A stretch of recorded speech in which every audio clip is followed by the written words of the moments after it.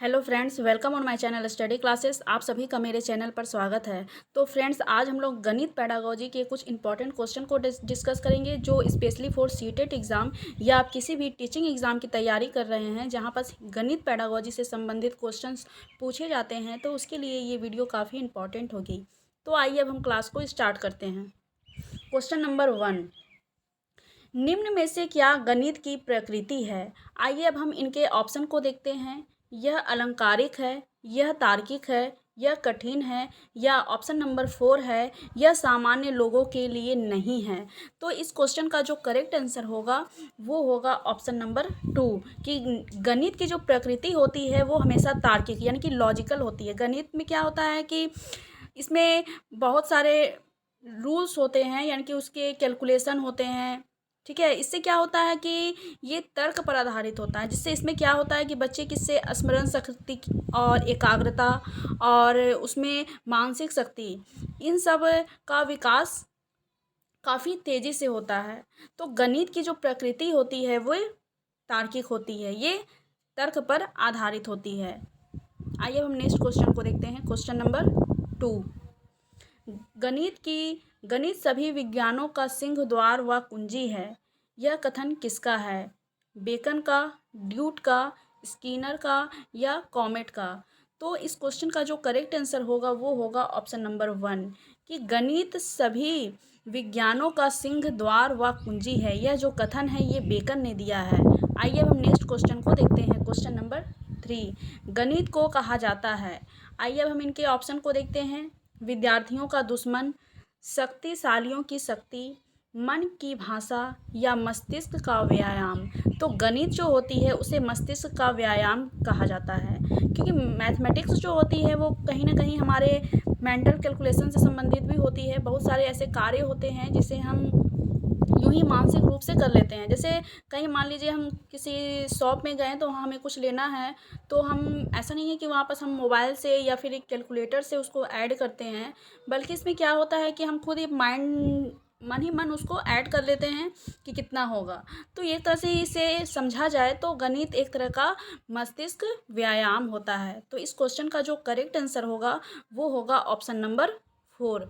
आइए अब हम नेक्स्ट क्वेश्चन को देखते हैं। क्वेश्चन नंबर 4, वह उद्देश्य जो शिक्षक गणित पढ़ाने के बाद कक्षा में ही प्राप्त कर लेता है उसे क्या कहा जाता है? आइए अब हम इनके ऑप्शन को देखते हैं। सांस्कृतिक उद्देश्य, शैक्षणिक उद्देश्य, सामाजिक उद्देश्य, या उपरोक्त सभी? तो इस क्वेश्चन का जो करेक्ट आंसर होगा वो होगा ऑप्शन नंबर 2 कि शैक्षणिक उद्देश्य, यानी कि टीचर जो हैं वो कक्षा में गणित को पढ़ा रहे हैं और पढ़ाने के बाद ही उन्हें वहाँ अपना उद्देश्य प्राप्त हो जाता है। मान लीजिए मैं आप लोग को क्लास में अगर ऐड करना पढ़ा रही हूँ, तो फिर मैं अगर आप लोग को ऐड करना पढ़ा रही हूँ तो उसके क्या रूल्स हैं, उसको किस तरीके से किया जाता है, उसको विभिन्न तरीके से मैं आप लोग को समझाऊंगी और फिर उससे संबंधित क्वेश्चंस भी आप लोग को करवाया जाएगा।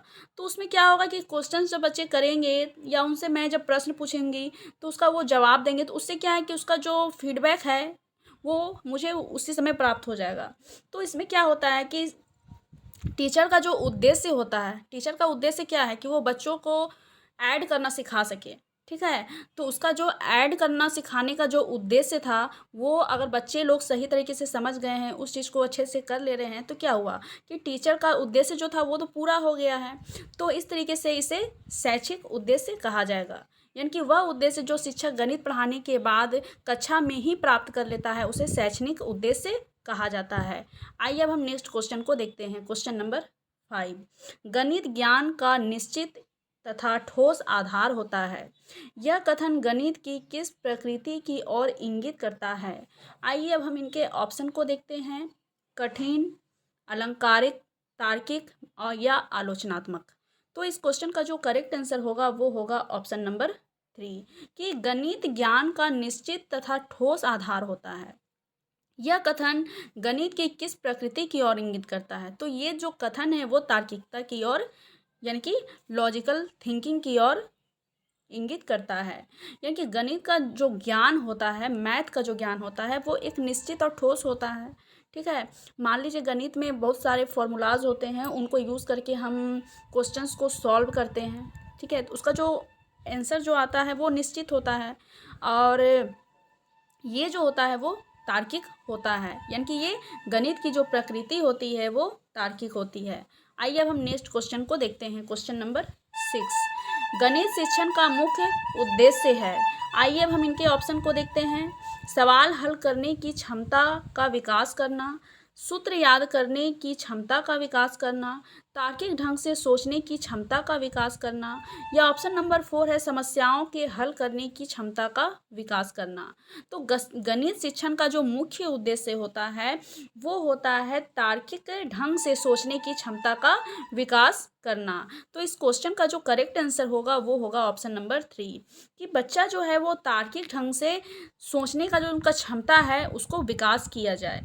ठीक है, तो ये गणित शिक्षण का मुख्य उद्देश्य होता है। सिर्फ सवाल को हल करना या सिर्फ सूत्र को याद करवा देना ही उपयुक्त नहीं है, क्योंकि गणित ऐसा चीज़ है जिसको समझा जाता है, बच्चे उसको समझकर सॉल्व करते हैं। ऐसा नहीं है कि मैथ को हम रट लिए और फिर रटने के बाद उसको हम कर लिए। तो मैथ्स ऐसा सब्जेक्ट है जिसको रटा नहीं जा सकता है, बल्कि इसे एक समझा जा सकता है। सूत्र तो याद करने ही होंगे क्योंकि इसमें बहुत सारे फॉर्मूलाज होते हैं और उन फॉर्मूला को याद किए बिना उसमें हम उसको सॉल्व नहीं कर सकते हैं। ठीक है, तो सिर्फ सूत्र को याद करने की क्षमता का विकास करना या समस्याओं को हल करना, इन सबसे ज़्यादा इम्पोर्टेंट जो है वो है तार्किक ढंग से सोचने की क्षमता का विकास करना। तो इस क्वेश्चन का जो करेक्ट आंसर होगा वो होगा ऑप्शन नंबर 3। अब है next question, question number 7, NCF 2005 बल देता है। आइए अब हम इनके ऑप्शन पर देखते हैं। ऑप्शन नंबर 1 है रटने पर बल देता है, करके सीखने पर बल देता है, सूत्र याद करने पर बल देता है, या सवाल हल करने पर बल देता है। तो इस क्वेश्चन का जो करेक्ट आंसर होगा वो होगा ऑप्शन नंबर 2, कि एनसीएफ जो है वो बच्चा को हमेशा करके सीखने पर जोर देता है, कि बच्चा एक्टिविटी के माध्यम से या किसी भी तरह से बच्चा खुद करके सीखे। ठीक है, अगर बच्चे खुद किसी चीज़ को कर के सीखते हैं तो उस चीज़ को वो और भी बेहतर तरीके से सीखते हैं। बच्चे का इसमें बहुत सारे तार्किक विकास होता है, मेंटली जो डेवलपमेंट होता है वो बच्चा का मेन इसी से होता है। क्योंकि बच्चा क्या है, बच्चा अगर खुद किसी चीज़ को करके सीख रहा है तो उस चीज़ को वो बेहतर तरीके से सीखेगा। तो इस क्वेश्चन का जो करेक्ट आंसर होगा वो होगा ऑप्शन नंबर 2। आइए अब हम नेक्स्ट क्वेश्चन को देखते हैं। क्वेश्चन नंबर 8, एक अच्छा गणितज्ञ होने के लिए डैश जरूरी है। अब आइए इनके ऑप्शन को देखते हैं। सभी अवधारणाओं को समझना, लागू करना और उनमें संबंध बनाना, सवालों के उत्तर देने की तकनीक में निपुणता, या अधिकतर सूत्रों को याद करना, या ऑप्शन नंबर 4 है बहुत जल्दी सवालों को हल करना। तो इस क्वेश्चन का जो करेक्ट आंसर होगा वो होगा ऑप्शन नंबर 1, कि एक अच्छा गणितज्ञ होने के लिए ये ज़रूरी है कि उसमें अवधारणाओं को समझे वो, उसके साथ ही साथ उसको कहाँ लागू करना है और और उनमें संबंध बनाना। तो ये सारे गुण उनमें निपुण होने चाहिए, तभी वो एक अच्छा गणितज्ञ कहलाएगा। ठीक है, यानी कि अवधारणा जो कॉन्सेप्ट है उसको वो बेहतर तरीके से समझेगा, तभी तो वो अपने बच्चे को क्लियर कर पाएंगे। ठीक है, तो कॉन्सेप्ट को बेहतर तरीके से समझना, उस कॉन्सेप्ट को, उस फॉर्मूलाज को कहाँ कहाँ लागू करना है, ठीक है, तो उसको समझना और उसके साथ उनमें संबंध बनाना, ये एक अच्छा गणितज्ञ होने के लिए ज़रूरी है। तो ऑप्शन नंबर 1 जो है वो बिल्कुल करेक्ट है। सवालों के उत्तर देने की तकनीक, सिर्फ सवाल के उत्तर देना ही सही नहीं है कि हम बच्चे मेरे से सवाल पूछे और हमने उनका उत्तर दे दिया। उस चीज़ को उसको समझाना है, उस चीज़ को कहाँ किस जगह पर लागू करना है। ठीक है, इन सारी टेक्निक्स जो होती हैं वो भी एक गणितज्ञ को के अंदर होने चाहिए। इसके बाद अधिकतर सूत्रों को याद करना, तो सिर्फ याद करना ही इम्पॉर्टेंट नहीं होता है और बहुत जल्दी सवालों को हल करना तो ये भी इम्पॉर्टेंट नहीं है, बल्कि इसका जो करेक्ट आंसर है वो है ऑप्शन नंबर 1। अब है नेक्स्ट क्वेश्चन, क्वेश्चन नंबर 9, गणित में गणना करने संबंधी कौशलों को किसके द्वारा बढ़ाया जा सकता है? केवल एल्गोरिथम का वर्णन करके, कक्षा में अभ्यास हेतु क्रियाशील गतिविधियों का आयोजन करके, संकल्पनाओं और प्रक्रियाओं को स्पष्ट करने के बाद अधिक से अधिक अभ्यास कराना, या केवल संकल्पनात्मक ज्ञान देकर।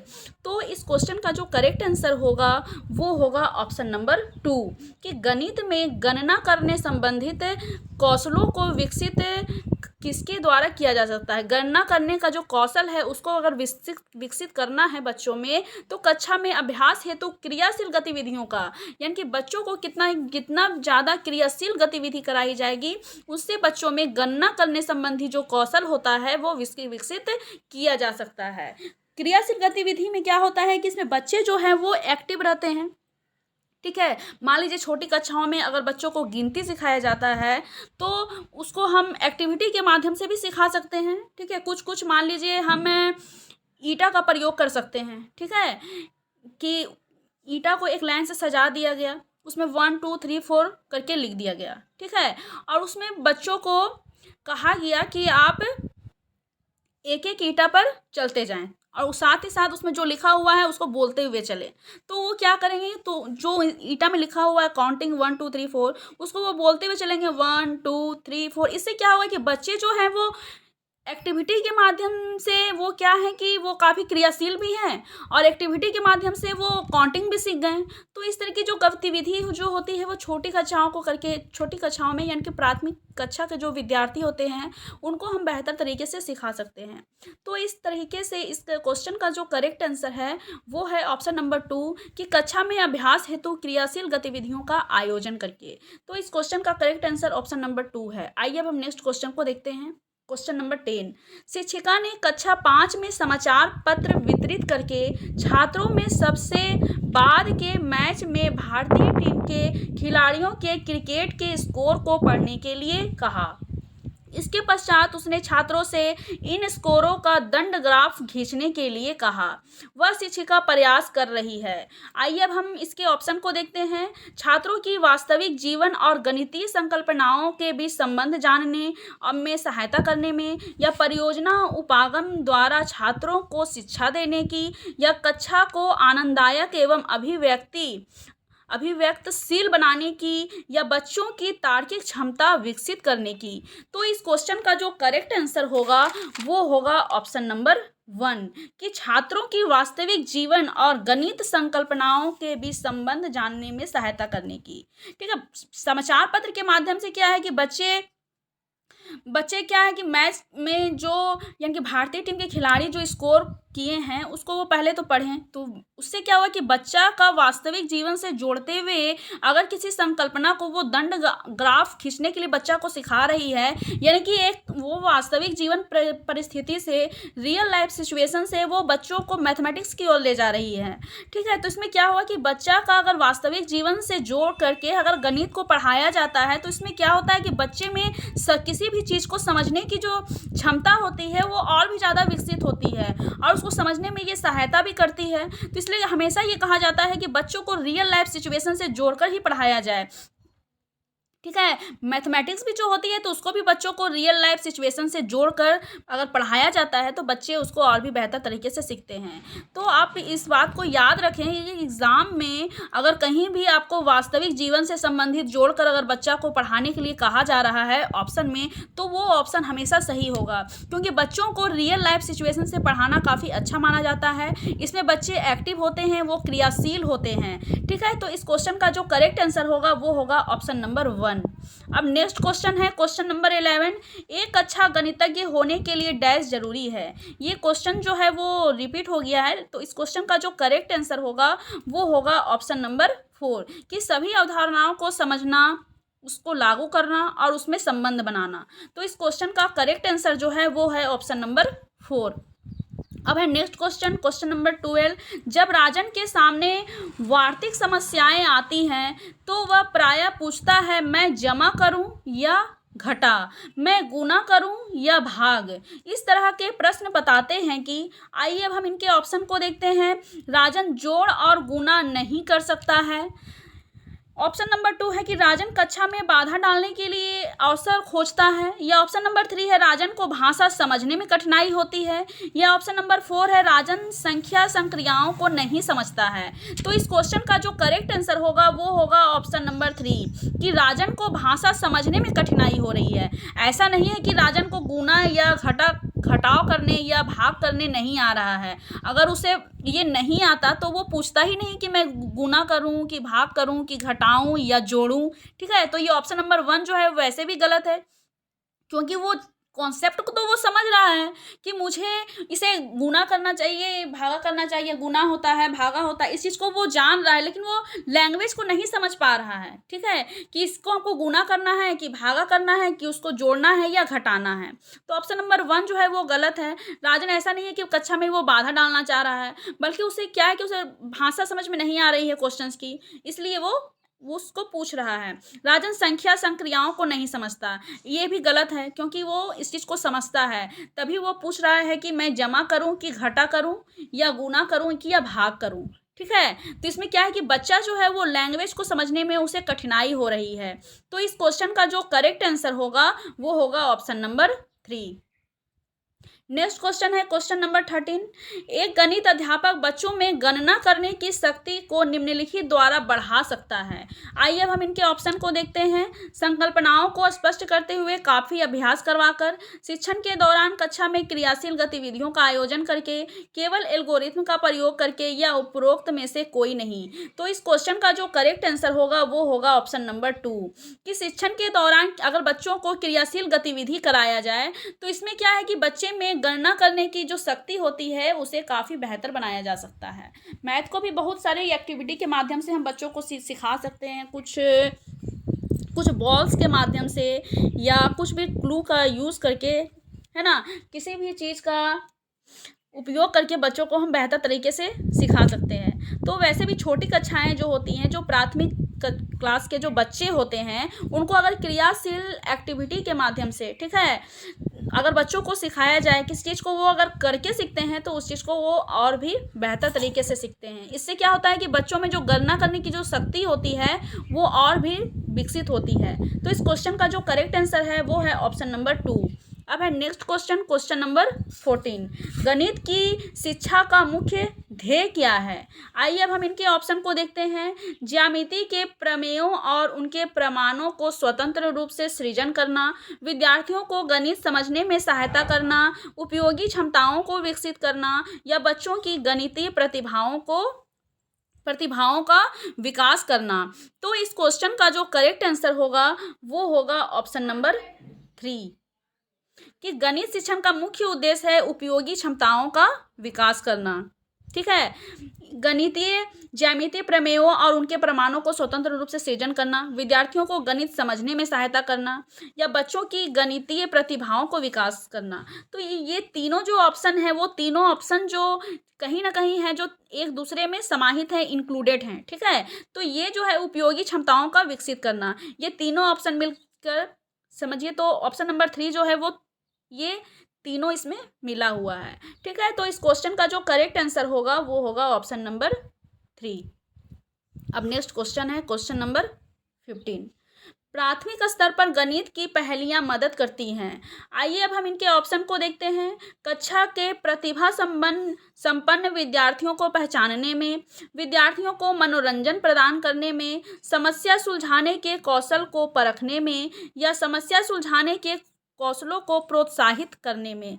तो इस क्वेश्चन का जो करेक्ट आंसर होगा वो होगा ऑप्शन नंबर 4, कि प्राथमिक स्तर पर गणित की जो पहेलियां होती हैं वो बच्चों को समस्या सुलझाने के कौशल को प्रोत्साहित करने, यानी कि उसको बढ़ाने में उनको मदद करती हैं। आप न्यूज़पेपर में देखते होंगे कि उसमें लास्ट में कहीं एक क्लू जैसा दिया हुआ रहता है मैथ का, कुछ नंबर्स होते हैं जो इधर उधर रहते हैं, उनको कहीं ना कहीं बच्चों को मिलान करने के लिए दिया जाता है। इससे क्या होता है कि बच्चे में जो प्रॉब्लम सॉल्विंग की जो क्षमता होती है, ठीक है, इससे बच्चे में प्रॉब्लम सॉल्विंग की जो स्किल होती है वो डेवलपमेंट होता है। तो इस तरीके से गणित की जो पहेलियां होती हैं, इससे बच्चे में प्रॉब्लम सॉल्विंग के जो स्किल है उसको डेवलप करने में काफ़ी मदद मिलती है। तो इस क्वेश्चन का जो करेक्ट आंसर होगा वो होगा ऑप्शन नंबर 4। तो आज हमने कुछ 50 क्वेश्चंस को डिस्कस किए हैं। आई होप आपको अच्छे से समझ में आए हों, और ये क्वेश्चंस जो हैं वो प्रीवियस ईयर क्वेश्चन हैं जो पिछले एग्ज़ाम में आ चुके हैं। तो आज के लिए बस इतना ही। अगर आपको मेरी वीडियो अच्छी लगती है तो मेरे वीडियो को आप लाइक कर सकते हैं। अगर आपने मेरे चैनल को सब्सक्राइब नहीं किया है तो मेरे चैनल को आप सब्सक्राइब कर सकते हैं। आज के लिए बस इतना ही। Thank you.